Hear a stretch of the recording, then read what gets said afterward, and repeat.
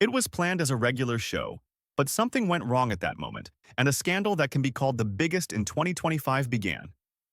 The studio lights burned hot, casting a golden glow on Senator Ted Cruz as he settled onto the plush guest couch across from Stephen Colbert.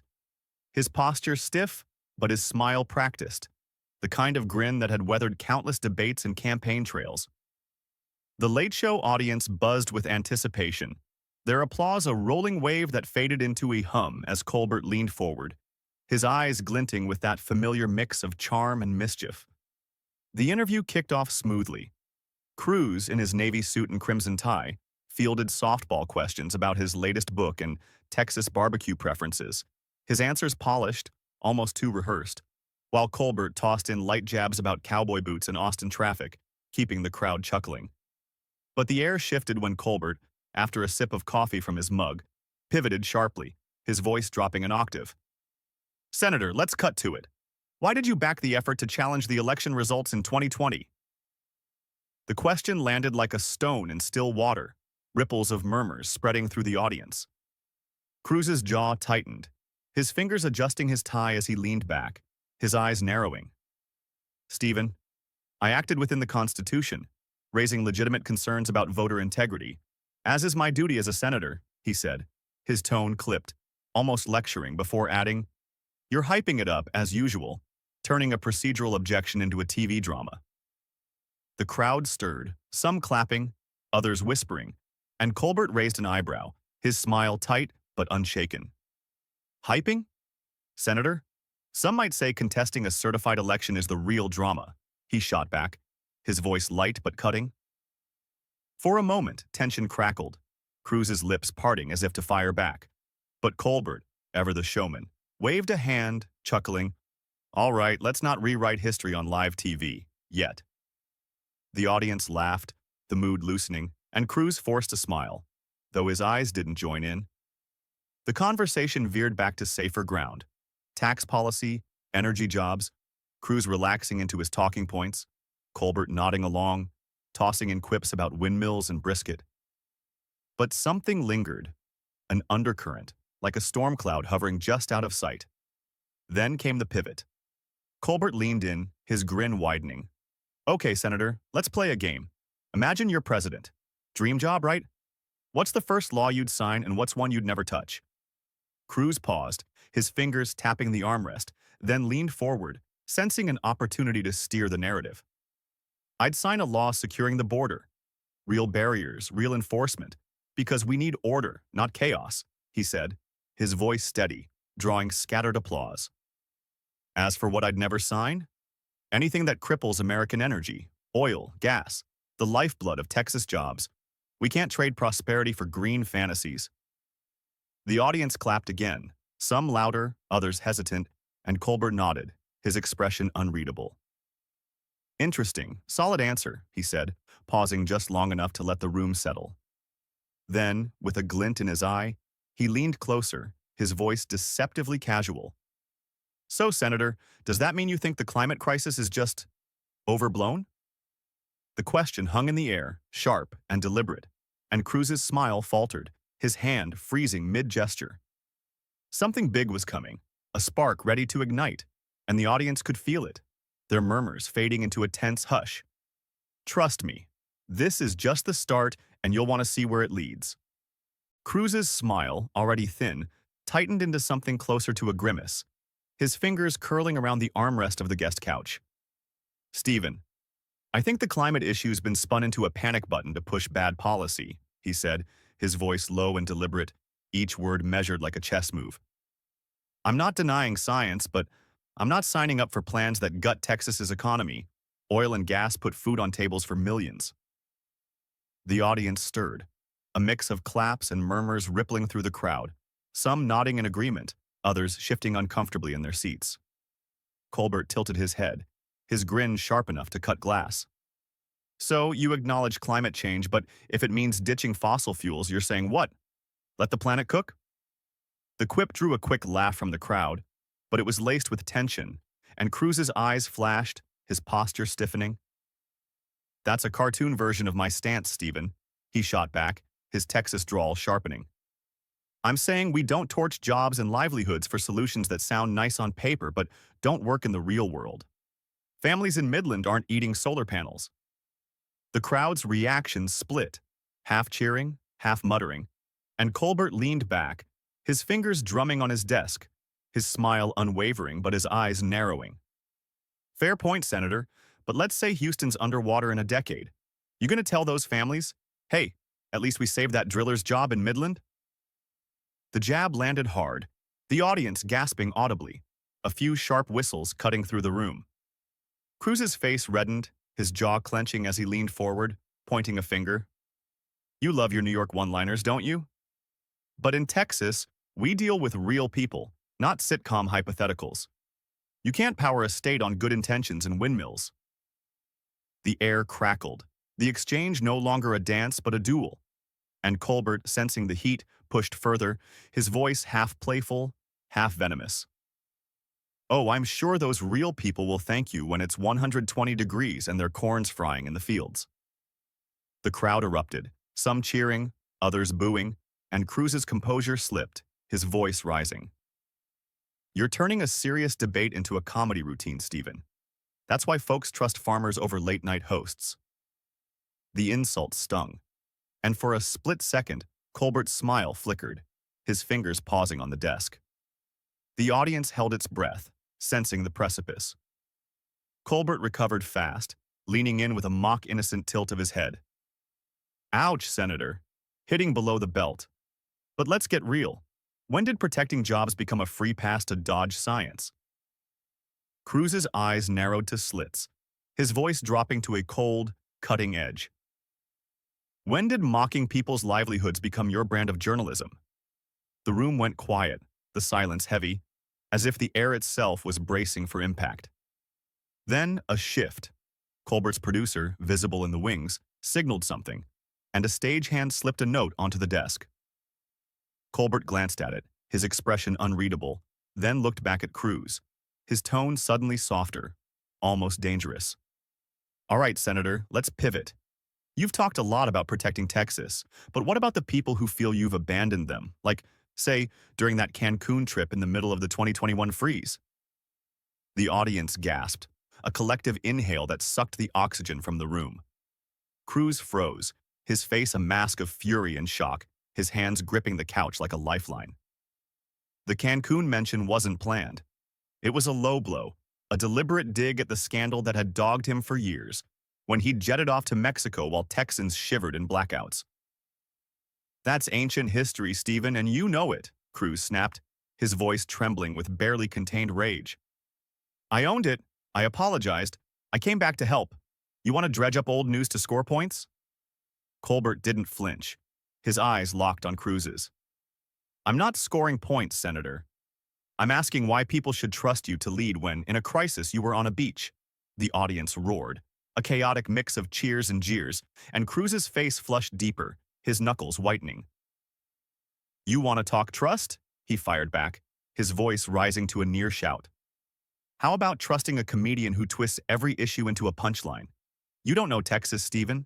You don't know what it's like to fight for people who can't afford your Upper West Side rent. The crowd exploded again, and Colbert, for the first time, looked rattled, his fingers tightening around his mug. The tension was a living thing now, coiling tighter with every word, and the audience could feel it. A collision was coming, something neither man could walk back from. But just as Cruz opened his mouth to continue, his eyes flicked to the side, catching a glimpse of something, or someone, in the studio shadows, and his expression shifted, a flicker of uncertainty breaking through his anger. Colbert noticed it too, his head tilting slightly, as if sensing a crack in the senator's armor. The moment stretched, taut and electric, the entire room poised on the edge of something explosive.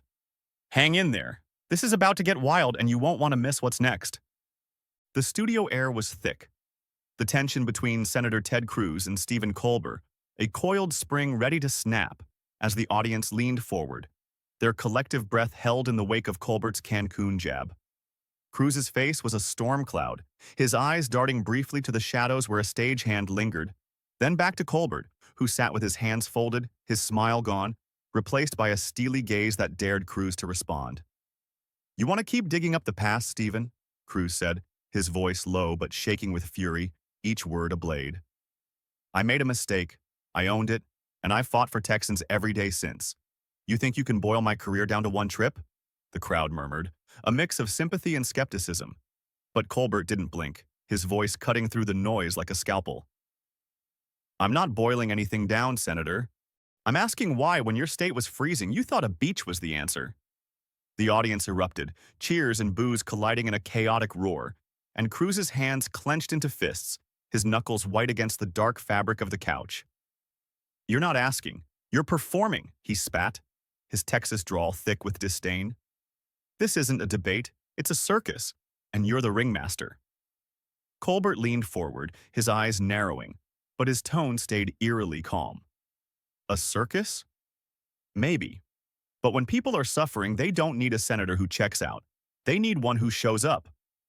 The crowd roared again, louder, and Cruz's face flushed crimson, his breath coming fast, his control slipping. For a moment he seemed to teeter on the edge of a retort, his mouth opening, then closing, as if the words were too hot to speak. Then, in a move that stunned the room, he stood abruptly, ripping the microphone from his lapel with a sharp tug, the tiny device clattering to the floor. I'm done with this, he said, his voice a raw, jagged edge, loud enough to carry over the gasps of the audience. You want a punching bag? Find someone else. He turned, striding toward the stage exit, his footsteps heavy, deliberate, as the crowd's noise swelled into a chaotic mix of shock and jeers. Colbert, caught off guard, rose halfway from his chair, his hands raised as if to call him back. Senator, come on, we're just talking. But Cruz didn't turn, disappearing into the wings as the stagehand scrambled to follow. The studio fell into a stunned hush, the lights too bright, the silence too heavy, until Colbert, ever the professional, forced a tight smile and faced the audience. Well, folks, that's a first, he said, his voice light but strained, coaxing a nervous laugh from the crowd. Guess we'll take a quick break. The band struck up a frantic tune and the cameras panned away, but the energy in the room lingered like smoke after a fire. By the time the show cut to commercial, social media was already ablaze, clips of the exchange ricocheting across platforms, hashtags like #CruzWalks and #ColbertClash trending within minutes. Some called Cruz a coward for storming off. Others hailed him for refusing to play Colbert's game. Some branded Colbert a bully. Others praised his nerve for holding power to account. The internet split into camps, each side digging in, the arguments spilling into comment threads and group chats, a digital wildfire no one could contain. Backstage, Cruz's team scrambled to spin the narrative, while Colbert in his dressing room stared at the monitor replaying the moment, his expression unreadable, a mix of regret and defiance. No one knew if Cruz would address it, if Colbert would apologize, or if the moment would fade into late-night lore. What lingered, unspoken, was the rawness of it all. Two men, each believing they'd been wronged, each carrying the weight of a nation's divides, and neither backing down. The story wasn't over, not by a long shot, and the world was watching, waiting for what came next. What happens when Robert De Niro, the soul of Taxi Driver's gritty streets, faces off with Bill Maher, whose razor-sharp sarcasm on Real Time electrifies America? This was the night when principles clashed with cynicism, captivating millions. De Niro, an icon whose roles in Raging Bull and The Godfather Part 2 defined Hollywood's golden age, carries a legacy of raw honesty. But his outspoken politics, especially his fiery critiques of Donald Trump, spark fierce debate. Maher, the provocateur whose politically incorrect and real-time redefined late-night wit, thrives on challenging giants. What began as a chat about cinema spiraled into a battle for sincerity that shook the nation. Stay with us to the end and share your thoughts in the comments. Did Maher cross the line? Maher started smoothly, his tone almost reverential. Robert, let's talk Raging Bull. That film? It changed acting, didn't it? The way you became Jake LaMotta, the physicality, the soul. Your roles tell America's story, don't they? De Niro nodded, relaxing slightly. I try to find the truth in every character, he said, his voice low and measured. Whether it's LaMotta or Travis Bickle, it's about being honest, showing the world as it is. The audience applauded, swept up in the nostalgia of De Niro's golden era. But Maher's eyes gleamed with intent.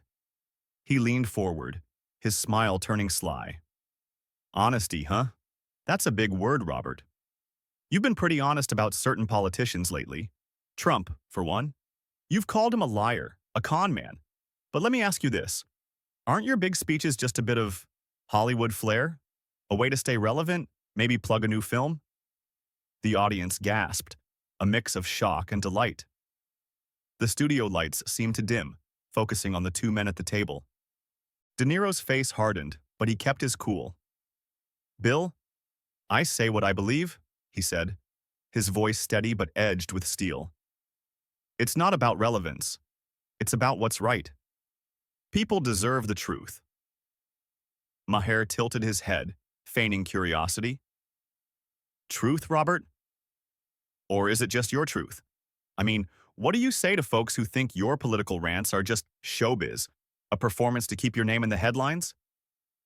He punctuated the question with a raised eyebrow, his signature move from politically incorrect days. The audience stirred, sensing the shift.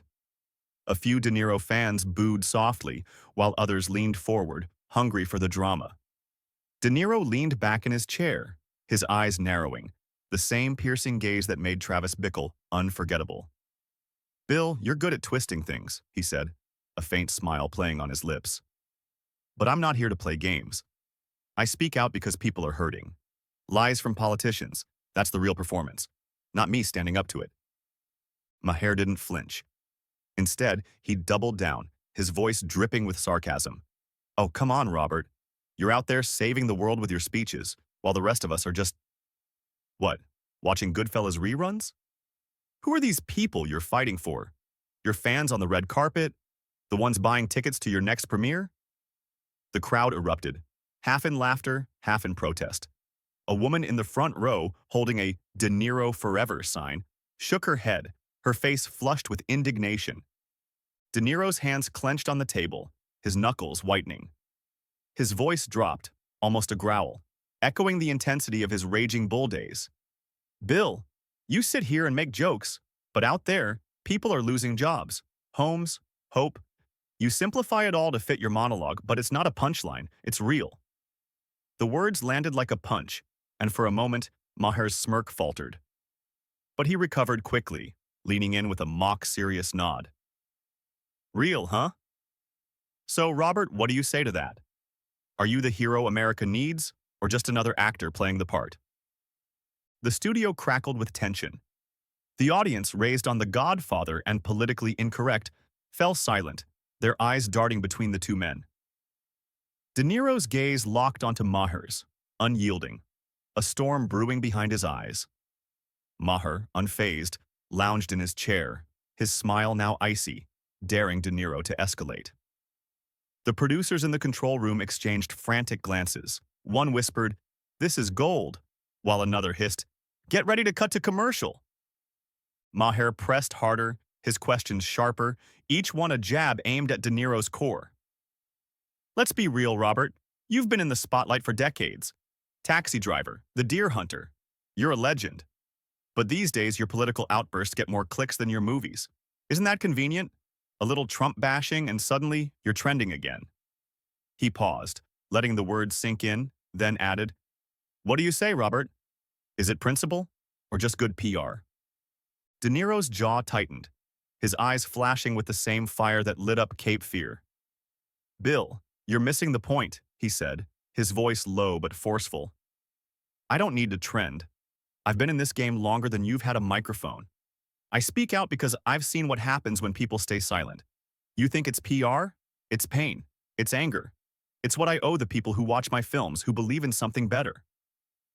The audience erupted in applause, but Maher waved it off, undeterred. Pain, anger, great material for a script, Robert. But let's talk about you. You call out Trump for lying, but you've worked with plenty of shady folks in Hollywood. Ever call them out? Or is it just easier to bash a politician when the cameras are rolling? The accusation hung in the air, heavy and venomous.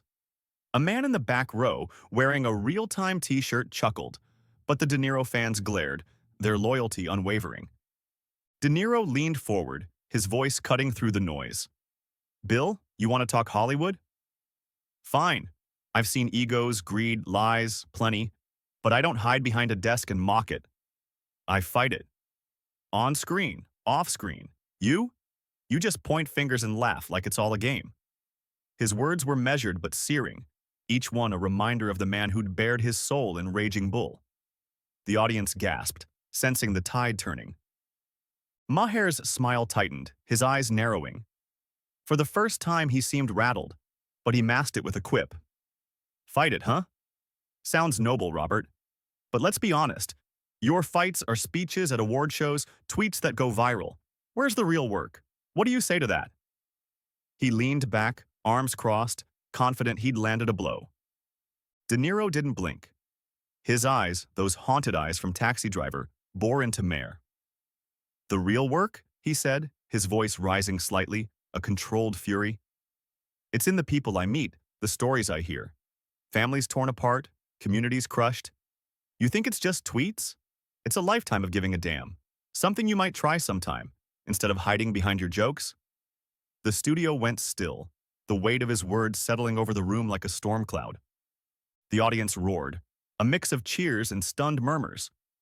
Maher blinked, his smirk gone, replaced by a flicker of unease. He opened his mouth to respond, but De Niro wasn't done. You call it acting, Bill, he continued, his voice now a quiet thunder. But I've lived it. Every role, every speech, every fight, it's who I am. And I'm not here to make you comfortable. The tension was suffocating. Maher, sensing the moment slipping away, tried to regain control. Well, Robert, that's passionate, he said, his tone forced. But let's take a step back. You're saying it's all real? No performance? What do you say to the cynics out there, people like me, who think it's just another act? His voice carried a challenge, but it lacked its earlier bite. De Niro didn't answer immediately. He leaned back, his hands unclenching, his face a mask of calm resolve. The silence stretched, heavy and deliberate, a masterclass in presence from a man who'd commanded screens for half a century. The audience held its breath, waiting for the explosion. But De Niro's next move would be something no one, not Maher, not the producers, not the millions watching at home, could predict. The silence in the Real Time with Bill Maher studio was deafening. Robert De Niro, leaning back in his chair, fixed his gaze on Bill Maher, his eyes, those same eyes that burned in Taxi Driver, calm but brimming with a storm. Maher, sensing the tension, tried to regain control, his voice trembling with feigned confidence. Robert, you say it's all real, but what do you say to the cynics who see your words as just acting? He leaned forward, his signature smirk now fragile. De Niro didn't rush to respond. His silence, measured and heavy, made the audience hold their breath. The viewers, raised on The Godfather and Raging Bull, sensed something monumental was about to unfold. Producers in the control room panicked, one whispering, "He's going to explode." But De Niro, a master of emotional control, had other plans. He slowly leaned forward, his hands resting calmly on the table. Bill, he began, his voice low but piercing like a blade. You call it acting, but I live every word I say. You think I stand on a stage for applause? I stand there because I've seen lies destroy lives. I've seen silence let it happen. His words fell like stones, each one hitting its mark. The audience erupted in applause, but De Niro raised a hand, calling for quiet. Maher, feeling his advantage slip, tried to counterattack. Robert, it all sounds heroic, but let's be honest. Your speeches, they're for headlines. You criticize Trump, but isn't it just a way to stay in the spotlight? What do you say to that? His voice dripped with sarcasm, but there was a hint of uncertainty. He leaned back in his chair, waiting for a response, his eyes darting as if searching for an escape. De Niro didn't look away. His face, hardened by years of roles and struggles, was unyielding. Bill, he said, his voice quieter but even more devastating. I fight for what I believe in, not for headlines, not for ratings, for people. For those who have no voice but hear lies every day. And you? You hide behind your sarcasm because you're afraid to say something real. He paused, his words hanging in the air like a final chord. Then, with cold resolve, he stood, placed the microphone on the table, and added, "My words are for the people, not for your ratings." The studio froze. Time seemed to stop. The audience, stunned, began to applaud. Tentatively at first, then louder, until the ovation filled the room. A woman with a De Niro Forever sign choked back a sob, her eyes shining with pride. A man in a real-time t-shirt looked bewildered, his earlier laughter long gone. Maher sat, his face caught in an unfamiliar mix of shock and respect. He opened his mouth to respond. "Robert, your reaction?" he managed, but his voice wavered. De Niro, without turning back, walked toward the exit, his stride calm but brimming with dignity. The producers in the control room erupted in panic. "Where's he going? Stop him!" one shouted. "No, this is perfect," another replied, eyes gleaming with excitement. The cameras followed De Niro as he disappeared backstage, his silhouette reminiscent of a frame from Raging Bull, solitary but invincible. The audience kept clapping, their roar echoing like thunder. Maher remained at the desk, his smirk gone. He tried to diffuse the tension, his voice weak. "Well, that was real, wasn't it?" he said, forcing a smile. The audience responded with nervous laughter, but the tension didn't ease. Maher flipped through his notes, his hands trembling slightly. "All right, let's move to the next topic," he mumbled, but his words drowned in the studio's hum. For the first time in years, Bill Maher looked humbled. Resolution, aftermath, and moral. Backstage, De Niro paused, his shoulders relaxing, though his eyes still burned. His publicist rushed to him. "Bob, that was incredible. You destroyed him." De Niro shook his head, his voice soft. "I didn't want to destroy him. I wanted him to understand." He turned and walked to his dressing room, his steps echoing in the chaotic hallway. In the studio, Maher wrapped up the show, but his usual swagger was gone. He thanked the guests and audience, but his joke about the hottest interview of the year fell flat. The crowd dispersed, buzzing with discussion. "That was the real De Niro," an elderly couple said, recalling Taxi Driver. "Maher thought he could rattle him, but Robert, he was like Vito Corleone," added their friend, a Godfather fan. Even Maher's supporters admitted Bill had overplayed his hand. The next morning, America was abuzz. Newspapers exploded with headlines. De Niro crushes Maher on real time. Robert De Niro defends principles before millions. Battle for sincerity shakes Hollywood. Social media boiled over. De Niro's fans shared clips, comparing his exit to iconic scenes from Goodfellas and Raging Bull. "This is the same Bob who's fought injustice his whole life," they wrote. Even some Maher fans conceded, Bill went too far. De Niro was the real deal. Television seized the story. Morning shows dissected every moment, from De Niro's clenched fists to Maher's trembling voice. "This wasn't just a scandal," one host said. "It was a moment when sincerity triumphed over cynicism." Another added, "De Niro reminded us why we love his films. He doesn't just play heroes, he lives like one." For the 55-plus audience, this moment was cathartic. Raised on Taxi Driver, The Deer Hunter, and Politically Incorrect, the clash rekindled memories of a time when principles mattered. De Niro, weary of cynical criticism but steadfast in his beliefs, resonated with their values of dignity and truth. His restrained yet powerful response evoked empathy, not for the actor, but for the man who refused to play by the rules of a cynical world. Maher, for his part, tried to save face. In the next real-time episode, he admitted, "Last week I might have pushed Robert De Niro a bit too far. But, this show's about real talk." His quip drew laughs, but it felt like damage control. Backstage, sources say Maher was reflective, telling colleagues, "He got me. I didn't expect him to hit that hard." The moral of this story was simple but profound. Sincerity and principles outshine cynicism. De Niro, standing up for his convictions, reminded America that truth matters more than jokes, that dignity is stronger than sarcasm. This moment wasn't just a TV scandal. It was a symbol, a reminder of why icons like De Niro remain legends. It was a moment that shook Hollywood and forever changed the perception of talk shows. No one could have predicted that an interview on the popular show, The Spotlight between cinematic legends Robert De Niro and Jack Nicholson, would turn into an unprecedented clash filled with emotion, anger, and shocking revelations. Robert De Niro, a cinema icon with a 50-year career, came to the show to promote his new film, a drama about family bonds and human resilience. Expecting a friendly conversation, he faced Jack Nicholson, a host whose reputation as a provocateur had long been whispered about behind the scenes. This night became a moment that exposed the toxicity of the media and the power of human dignity.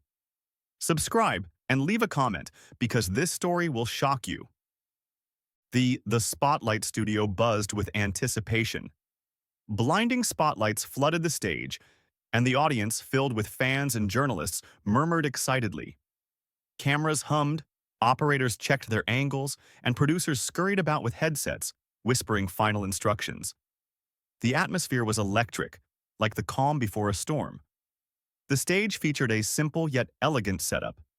Two leather armchairs with a glass table between them, a water pitcher gleaming under the lights. Robert De Niro entered the studio with effortless confidence. At 82, he remained an icon. Silver hair neatly combed, a dark suit perfectly tailored, and eyes radiating wisdom with a hint of weariness from a man who had seen it all. His reputation as an actor who poured his soul into his roles and a man who stayed true to his principles preceded him. The audience erupted in applause as he gave a brief wave and a smile. Jack Nicholson, the host, awaited him at the table. At 88, he retained his signature charisma, a sly smile, dramatically raised eyebrows, and the same glint in his eyes that once made him a movie star. But behind his charm lurked another reputation. A man who loved to teeter on the edge of provocation, throwing sharp questions that often left guests uncomfortable. His co-hosts, two younger TV personalities, exchanged glances, sensing the tension already brewing in the air. The interview started innocently. Jack, leaning back in his chair with his trademark grin, asked, "Robert, your new film, Legacy, is already being called an Oscar contender. What inspired you to take on this role?" De Niro, accustomed to such questions, answered calmly, his voice steady with a faint New York accent. "It's a story about family, about fighting for those we love, even when the odds are against us. I felt this story was important, especially now, when the world is so divided." The audience clapped, but Jack, tilting his head, suddenly shifted his tone. His smile sharpened, almost predatory. "Family, you say? Interesting. You talk a lot about values, Robert, but don't you think your roles are just a way to hide behind a mask? Some say you've been playing the same character for decades." A hush fell over the room. Cameras zoomed in, capturing every detail. De Niro's face tensed slightly, but he maintained his composure. "I play what I feel, Jack," he replied, his voice steady. "Every role is a part of me, but also something new. I don't hide. I reveal myself through them." Jack smirked, his eyes glinting. "Reveal yourself? Let's be honest, Robert. You're an icon. But some say you're just selling the same tough guy from the Bronx image. Aren't you tired of that?" The audience froze. One of the co-hosts, a young woman named Emily, shifted uncomfortably in her seat, as if wanting to intervene, but Jack waved her off. De Niro took a deep breath, his fingers subtly gripping the armrest. "I don't think of it as selling," he said, his voice colder now. "I tell stories. If people see something consistent in them, that's their right. But I don't play to please critics." Jack, sensing a weak spot, went on the offensive. His voice turned sarcastic, almost venomous. "Telling stories? Oh, Robert, you're not just an actor, you're a brand. You sell yourself as a champion of justice, but doesn't that feel a bit hypocritical? Take your charity work, for instance. You donate millions, but some say it's just a way to clean up your reputation after your political statements." The audience gasped. De Niro's face flushed, not with embarrassment but with anger he barely restrained. His eyes, always so expressive, now burned with a quiet, dangerous fire. "Jack," he said, his voice low, almost menacing, "I do what I think is right. My donations aren't about reputation. They're about people who need help, and you know that." Jack laughed, his laugh sharp as a blade. "No, Robert, I only know what I see, and what I see is an actor who loves playing the hero on and off screen, but are you really that guy? Or is it just another role?" Emily, the co-host, finally couldn't hold back. "Jack, maybe we should get back to the film." Her voice trembled, but she tried to smile. Jack dismissed her, not breaking eye contact with De Niro. "No, Emily, let's talk about the real Robert De Niro, the one who makes bold statements and then hides behind his roles. Like your political comments. You called people idiots for their views. Is that your justice?" The audience split. Some clapped for Jack, others booed indignantly. Producers backstage exchanged worried looks, but no one intervened. Cameras buzzed, capturing every detail. Sweat on De Niro's temples, his clenched jaw, fingers tapping nervously on the table. "I call things as I see them," De Niro replied, his voice sharp but still controlled. "If I see injustice, I speak out. I don't hide, Jack, unlike some." The last words landed like a challenge. The audience erupted, and Jack, instead of backing down, leaned forward, his smile almost sinister. "Oh, that's a low blow, Robert. But let's talk about your marriages. 3 marriages, 2 divorces. Doesn't that make you a questionable role model for morality?" The blow felt physical. De Niro's face froze, his eyes narrowing. The audience fell silent, sensing a line had been crossed. Emily tried to intervene again, but Jack raised a hand, silencing her. The tension in the studio thickened, heavy as fog, and everyone waited for what would come next. Robert De Niro slowly rose from his chair. His movements were deliberate, but they carried an undeniable force. He looked straight at Jack, his gaze holding no fear, only contempt and restrained fury. "Jack," he began, his voice quiet but cutting through the studio like thunder. "I came here to talk about art, about stories, about what unites us. But you? You use this platform to tear people down. You're not seeking truth. You're chasing ratings. And you know what? That doesn't make me look weak. It makes you look weak." The audience erupted in applause, but De Niro ignored them. He continued, his words falling like stones. "I'm not perfect. I've made mistakes. But I've never stooped to digging into someone's life for cheap thrills. You call yourself a journalist? You're just a clown playing to the crowd." Jack flushed, his smile vanishing. He opened his mouth to respond, but De Niro didn't give him a chance. "I won't let you humiliate me for your 5 minutes of fame. You've shown the world who you are, and I don't want to be part of this circus." With that, De Niro turned and walked off the stage. The audience gasped, cameras scrambled to follow him, and Jack sat frozen, his face a mix of anger and humiliation. Emily, shocked, tried to salvage the situation, smiling and addressing the audience. We'll be right back after the break." But everyone knew this moment had already made history. As Robert De Niro disappeared backstage, the Spotlight studio descended into chaos. The audience buzzed like a beehive. Some shouted support for the actor, others whispered about Jack Nicholson's shocking behavior. Cameras, still rolling, captured every moment. Emily's stunned expression as she tried to maintain her smile, and Jack, sitting with pursed lips, his eyes blazing with anger. His hands trembled as he grabbed a glass of water, but didn't drink. The tension that had built throughout the interview had exploded, leaving behind a sense that an earthquake had just struck. Backstage, producers scrambled like ants. One, a young man in a headset, whispered into his radio, "What do we do?" "He's gone. We need to fill the airtime." Another, an older woman with a stern face, frantically flipped through the script, searching for a way to save the show. But everyone knew. This moment couldn't be undone. De Niro hadn't just left the studio. He'd challenged the very nature of modern media, and his gesture was already going viral. Jack Nicholson, left on stage, tried to regain control. His face, usually full of charismatic confidence, now seemed like a cracking mask. He forced a smile, but it came out crooked, almost painful. Well, he began, addressing the audience with feigned ease. It seems our guest wasn't ready for a real conversation. But that's the show, right? We're here to entertain you. The audience responded with hesitant laughter, but many exchanged uneasy glances. Emily, sensing the situation slipping away, tried to save the moment. Jack, maybe we move to the next segment?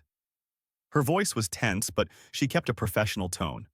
Oh, Emily, don't rush, Jack snapped, his voice sharp. We just had a real moment. People want truth, not polished answers, right? He turned to the audience, seeking support, but this time the applause was weak.